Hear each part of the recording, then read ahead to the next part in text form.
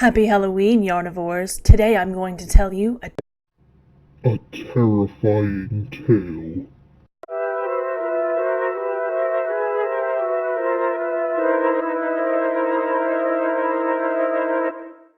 It was a crisp autumn day in Yarnlandia, the kind of day people yearn for in the oppressive heat of high summer, with scarlet leaves gently floating to the ground in the golden light of late afternoon. Pearl walked along the small river that ran along the town's westward border, hearing the leaves crunch under her worn, comfortable boots, blissfully unaware of the horrors that lay in wait for her that night. She whistled tunelessly, feeling the brisk air pull at the corners of her dry lips. She stopped to take a long drink from the eco-friendly, reusable water bottle in her backpack and discovered that her project bag was missing. "That's very odd," Pearl said to herself, her brow furrowed in confusion. "I'm sure I put it here before I left the house." She swallowed a mouthful or two of water and placed the bottle back into the backpack, standing to her feet and dusting off the corduroy of her dungarees. She felt unsettled, as though there was something she'd forgotten, perhaps a light left on, or a key abandoned in the lock on the door to her house here in Yarnlandia, which she'd inherited from her grandmother some years back. It was too late to double back. It was Pearl's turn to deliver treats to her local Stitch and Bitch group. She'd spent all weekend preparing spooky-themed red velvet cupcakes, artfully iced with cream cheese frosting and topped with purple and green candy eyes. It was no secret to the group that Pearl's favorite hobby after knitting and crocheting was baking, and she knew that they all looked forward to her turn on the snack calendar. She began to wonder if the growing knot in her stomach was a sign she'd forgotten more than just her knitting project at home. She hesitated on the trail, shifting her balance from foot to foot as she tried to decide the best course of action. Her anxiety got the better of her, and she found herself backtracking along the river which ran past her house. Pearl gave a half-hearted jog, almost as if trying to prove only to herself that she really was in a hurry, when she remembered the fragile cupcakes in her backpack and slowed back to a walk. "It will only take a few minutes," she said aloud. "I'll only be a few minutes late if I hurry." When she reached her house, she could see from the edge of the slightly overgrown lawn that the heavy oak door with stained glass window wasn't latched. Pearl felt her pulse quicken, and her mouth became dry. She swallowed hard and pushed the door open. Her hands flew to her mouth as she took in the scene. A vase was overturned on the ground, but intact. She was glad that she'd bought the affordable IKEA vase, as it was apparently indestructible. The poor potted sansevieria plant, however, might not make a full recovery. She stepped over the dirt and summoned her courage. "Hello?" she called out, digging into her oversized coat pocket for her phone. It was clear now that there'd been a break-in. "Whoever's in here, I'm calling the police!" The house was silent, except for some branches that scraped against the skylight above her. She dialed the emergency number and felt her anxiety harden in her stomach when she heard nothing. No service. "I've called the police," she lied, stepping further into the house. She peered into the kitchen, but nothing seemed to be out of place. She glanced suspiciously at the stairs leading to the second floor, wondering if the thief was looking for valuables in her bedroom. They certainly wouldn't find anything there, Pearl thought. She strained her ears, listening for any sign of a person upstairs. Again, the house was silent. Her boots nearly silent on the tiled floor of the entryway, she ventured further into the house. "The police are on their way!" she shouted up the stairs. If there was a burglar, it was likely a troubled teen rather than someone truly dangerous. So she was glad that there'd been no service. She'd rather try to help someone desperate enough to steal rather than turn them over to the authorities. She'd seen through her volunteering with the local LGBTQ organization that desperate people sometimes turn to desperate measures. She relaxed a little bit. "You can come out now," she said gently. "I just want to help." Still, the house returned nothing more than the creaking old wood under the weight of the wind. Pearl sighed and walked down the hallway, knowing that she was probably tracking dirt everywhere from the overturned plant. Whoever was in the house probably left already, knocking over the vase in their haste. The living room also looked undisturbed, with the remote balanced on the edge of the sofa where she'd left it the night before. Nothing was out of place, and a thief had been looking for an easy score. They'd missed this room with multiple games, consoles, and a fairly large TV she'd gotten second-hand from a friend, though she'd recently read an article saying that those items wouldn't net thieves very much anymore, so maybe it hadn't been a target after all. The laundry room was empty except for the large pile of dirty clothes that needed washing, and the even larger pile of clean clothes that needed to be folded and put away. Later, Pearl promised to the clean laundry, but in her mind she knew she'd just end up digging through that pile tomorrow morning looking for a clean shirt to wear, dancing from one foot to the other to keep warm in the chilly morning air. She tugged at the back door and found it locked as she'd left it. Odd, then, how did the thief, who apparently hadn't stolen anything, get in without forcing a door open? Pearl remembered the large bay windows on the second floor and took the stairs two at a time, but when she found the windows shut and locked the same way she'd left them that morning. She turned and saw the messy, unmade bed and wondered if it was strange to be embarrassed that a stranger had probably seen all of her untidy habits. She'd lived alone for so long that she didn't think much about that sort of thing.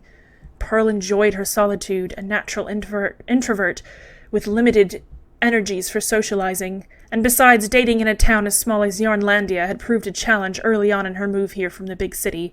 She had a few terrible dates and settled happily into her status as a singleton. Something brushed past her legs and Pearl jumped before she realized that it was only her cat, Starflake. "Hello, beautiful," she purred as she picked up the black cat. "Did you see anyone today?" The cat stared back with bright green eyes and gave a confused meow. "I guess not," Pearl said, setting the cat back down on the bed where it immediately curled up on the pillow. Only one more room to check, but she didn't anticipate that would be any different than the rest of the house. So far, the plant had been the only casualty. Pearl eased open the door to her craft room, the hinges squealing loudly enough to make her wince. She gasped when she saw the carnage within and felt her heart leap into her throat. The craft room was in total disarray, balls of yarn flung from their disorganized crates onto the floor, and some of her most precious skeins of hand-dyed cashmere were drowned in pools of acrylic paint and various glues. Tears sprang to her eyes as she assessed the damage, wondering who could ever do such a terrible deed. And then she remembered. Perhaps it was Kitty Kitchener, the woman who challenged her for her county fair blue ribbon every year and lost. Anger flared in Pearl, the heat crawling up her neck. Of course it was Kitty Kitchener. She'd never liked the woman. There was a note on the table, almost invisible beneath the piles of disorganized buttons. She'd get Kitty for that too, scrawled in an almost illegible hand. "If you want your project back, meet me in the graveyard at dusk." Pearl whipped around, desperate for it to be a joke, but the project bag, and the nearly finished cobweb lace shawl inside, was gone. Part 2. The sun was quickly disappearing behind the trees bordering the cemetery in the center of Yarnlandia. The old town had been a haven during the gold rush, allowing those who survived to rebuild their broken lives after losing nearly everything. Some of the gravestones dated to the mid-1800s, the stones eroded so bad that the names were now barely visible. Pearl crossed under the wrought iron archway and scanned the graveyard. Perhaps Kitty wasn't here yet. Late for her own terrible prank, Pearl laughed bitterly. She was now late for her Stitch and Bitch club, and she worried that the cupcakes would be smashed to crumbs before her friends saw them. "Damn it, Kitty," Pearl thought angrily. Shadows grew long as night took hold, and groups of children and their parents appeared with flashlights in the surrounding neighborhoods for trick-or-treat. They all steered clear of the cemetery, though, driven away by old superstitions and dormant fears. Pearl, however, was far too stubborn to be intimidated by some cold marble headstones or shadows of barren trees reaching and trembling in the moonlight. Just when she began to grow impatient, a figure stepped out from behind the old gnarled tree in the corner of the graveyard. "Is this what you seek?" it hissed. Pearl's blood ran cold. That certainly wasn't Kitty. "Do my bidding, mortal, and I shall return your treasure to you." Pearl squared her shoulders and stared at the misshapen cloaked figure. It wore a beaked mask and a top hat, with long talons gripping her project bag. "And what bidding is that?" she asked matter-of-factly, refusing to be cowed into submission. She'd spent many years volunteering to escort women into Planned Parenthood. No creepy monster could throw her off her guard. The creature laughed a high, chittering laugh, and Pearl's skin broke out into goosebumps. "Silly mortal," it said, advancing towards Pearl with the project pad held high in its scaly grasp. "What I ask will not be an easy task." "I'm sure I can handle it," Pearl replied. She stepped forward and snatched the project bag from the creature. She unzipped the bag and peered inside and breathed a sigh of relief. Her knitting was safe and sound. She stared up at the creature, which had to be at least 7 feet tall. Can we do this another time? I'm kind of late for something. The creature stared. That's not how this works. Pearl shrugged. Seems to me this was rather poorly planned. She turned on her heel and marched out of the cemetery and into the yellow glow of the streetlights. Looking over her shoulder, she saw the creature was still staring from the entrance of the graveyard. She felt unsettled at the creature's hiss and scaled talons, but decided it was just a clever trick by Kitty. Monsters weren't real. Part 3. The group was gathered in the local cafe, which was owned by one of the members. This time of night, the cafe was closed to the public, which meant the group was free to spread out onto all the tables and raid the cafe's espresso machine. Sorry I'm late, Pearl said, wiping her boots on the mat inside the door and closing it behind her. You're never going to believe what just happened to me. It's all right, sit down and tell us, said Viv, who was perched at her spinning wheel, plying 2 impossibly even singles together. Do you want something to drink? Asked Deb, the owner of the cafe, poised at the espresso machine. I'll get it myself, Pearl said, waving her off. She unzipped her backpack and set the miraculously still intact cupcakes in the center of the table. Ooh, don't mind if I do, said Lou, taking a bite of the cake and licking her lips. Delicious as always, Pearl. Pearl beamed with pride and almost forgot as she sat down in the chair, not quite believing the day's events now that everything seemed so normal. Well, come on, what happened? Insisted Marie. Yeah, don't leave us hanging, Sarah laughed, reaching for a cupcake. Someone broke into my house this morning and trashed my craft room. Everyone stopped and gasped. They left a note to say that if I wanted my project back, that I had to meet them in the cemetery at dusk. Well, did you go? Sue asked. Pearl nodded. Of course, I've been working on this for months. I wasn't about to give it up that easy. So then what? Diana prompted. It was a huge creature with a beaked mask and talons, all hidden in a huge cloak. That's ridiculous, Jess said, sensible as always. Monsters aren't real. Pearl nodded again. Well, my thoughts exactly. I wondered if it could be some sick prank from Kitty Kitchener. A grumble of disapproval tumbled around the group. No one liked Kitty Kitchener. I saw her at the trick-or-treat tonight, Claire admitted quietly. It couldn't have been Kitty. Well, maybe she hired an accomplice, Trish suggested, and Anne nodded. Yeah, that's possible, Anne added. But what if she didn't? Faye whispered. The lights in the cafe began to flicker, and the espresso machine went haywire, spraying hot liquid all over the counter. They all leapt away from the malfunctioning equipment and glanced around at each other.